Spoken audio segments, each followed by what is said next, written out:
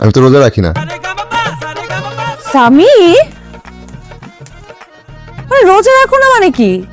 এত বড় একটা ছেলে তুমি বলতেছো রোজা রাখো না, অথচ বিয়ে শাদী পর্যন্ত করে ফেলছো। কেন রোজা রাখো না? চাপ লাগে। চাপ লাগলে সেটা আল্লাহ দেখবে। আল্লাহ কি বলছে? কোনো কিছু না পারলে সেটার জন্য চেষ্টা করতে। আমাদের তো চেষ্টা করতে অসুবিধা নেই। চেষ্টা করি কি সব হয় মেরিন? সামির, চেষ্টা করলে হয়তো জীবনের সবসময় সবকিছু হয় না, কিন্তু কিছু তো হয়। এই জন্য আমাদের চেষ্টা করতে হবে, সবকিছু বন্ধ রাখলে তো হবে না। আর সামির, আমি চাই না তুমি পারফেক্ট হও। কেউ কখনো কারোর জন্য পারফেক্ট হতে পারে না, কিন্তু শুরুটা তো করতে পারো। এই যে এখন তুমি কিন্তু আমাকে চাপে ফেলে দিচ্ছ।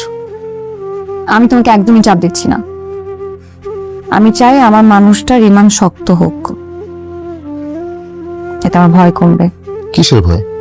এই যে আমরা এত দৌড়াই, দৌড়াতে দৌড়াতে যাতে আমরা আমাদেরকে হারিয়ে না ফেলি।